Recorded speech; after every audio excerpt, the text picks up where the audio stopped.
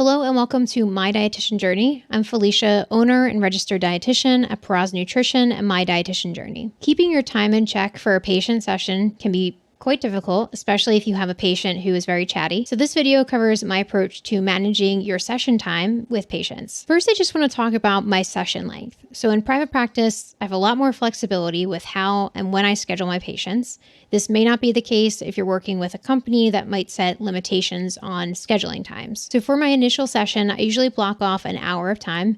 Most of my initials tend to be an hour. Rarely are they less than 45 minutes. And if I have an initial session go over, usually I only let this happen if I don't have another patient and I know that they have coverage for that time. For my follow-up sessions, I typically block off an hour as well, but for certain patients, I might block off 15 minutes or 30 minutes. So I have quite a few long-term patients that I know are always 15 minutes or 30 minutes in that window. So I usually schedule them that way to make space for others. For my EMR, I use Simple Practice and I have a buffer set in for my appointments. So if a patient schedules, it automatically blocks 10 minutes before and 10 minutes after to make sure that I'm not running into the session that's scheduled after that. So when I start an initial session, I always do a welcome and then I include a time constraint for the appointment. So I might say, "Hi, Sally. Glad you made it to today's session. I'm Felicia, the dietitian," if we had not spoken before this appointment. To give you an overview of what to expect for today's session, I want to go through your paperwork, making sure I have everything I need on file. I want to touch base on your insurance coverage, and this is usually if it wasn't discussed with the patient already. We'll go through your lifestyle a bit, focusing on your food, your movement routines, and then depending on the time, we might go through some education and goal setting. I usually follow this with a question. So do you have any questions about today's session? Usually the answer is no, but I have had patients where they come into the session with a list of questions ready to go. Sometimes I'll answer those questions right away, or I might make note of them to answer as we go through the session and let the patient know that that's the case. For example, a patient might say, "I don't have any questions, but I'm looking to get more information on how to lose weight." My response might be, "We could definitely discuss weight loss today and talk through how we might approach this together." So after that starter, I usually say we have about an hour of time together for our session. To get us started, I want to get a better understanding of what made you interested in scheduling, or what are you hoping to learn from today's session. I make it a point to emphasize the time at some point in the first few minutes of the appointment to really just set that expectation. About halfway through the session, I usually do a summary and then a time cue. So I might recap on things already discussed and maybe use this as a transition point. So for example, I might say, "So far, we reviewed a bit of your background, some medical concerns, and your activity routine. We have about 30 more minutes for today's session, and I want to take some time to better understand your food intake pattern." Then I might transition to a food recall if it's an initial session. I do tend to be a little bit more directive with my initial appointments. I still utilize motivational interviewing skills like open-ended questions and reflections, and I follow along with the patient when we have different discussions in the appointment. But in the interest of time and making sure that I get a really comprehensive starting point, I do usually have a little bit more direction coming from me in that initial appointment. Also, a lot of patients just don't know what to expect or really how to navigate a session. So having a little bit more structure in that first appointment is actually really helpful for them as well. So if this is a follow-up session, I might say, "So far, we've talked about your recent appointments, your food logs, and your labs.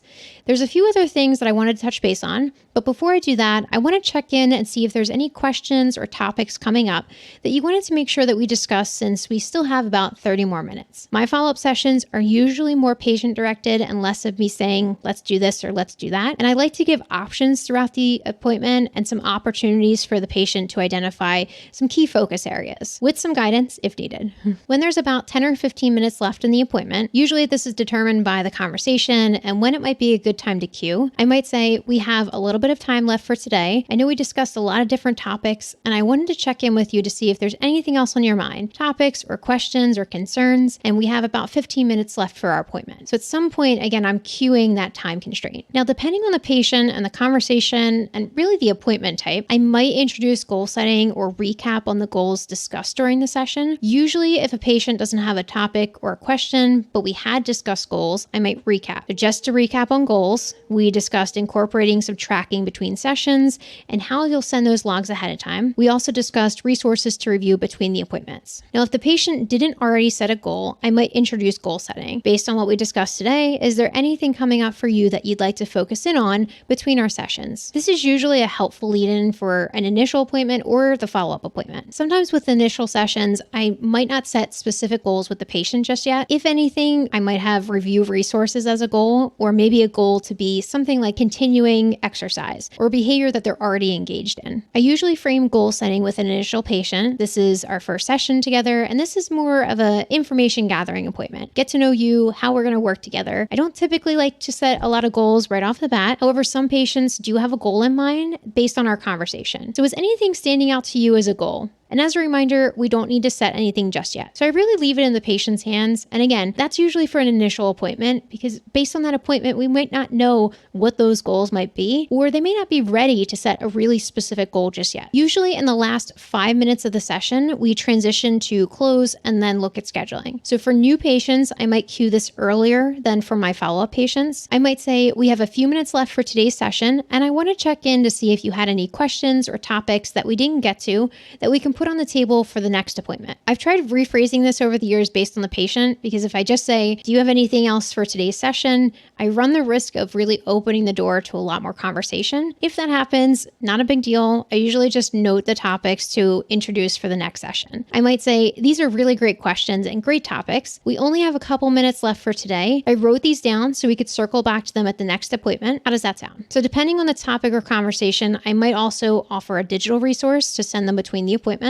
Or if you're face-to-face, obviously you might be able to give them a handout that they can look at between the appointments. Then I transition to the scheduling part for the patient. So for initial patients, I usually phrase it like, do you want to schedule a follow-up now, or did you want to reach out to me? I want to give people an out and not feel uncomfortable if they don't actually want to schedule a follow-up. For follow-up patients, I usually say, when's a good time to schedule our next appointment? I do take the time at this point to recap on the insurance coverage, even if it was discussed at the beginning of the session. I want to let the patient know how many visits they have remaining for their insurance coverage. So sometimes that directs how we're going to really space out those appointments. So time management in session is definitely a skill, and it gets easier over time. I do virtual sessions, so I do have the option to run a timer in the session, and it shows in the video window. I also have really easy access to my computer clock to periodically check the time. So with practice, you'll find a good groove for how to best manage the time with different patients. So I hope that the tips that I shared about how to cue for time management have been helpful. Thanks so much for listening, and reach out if you have any questions.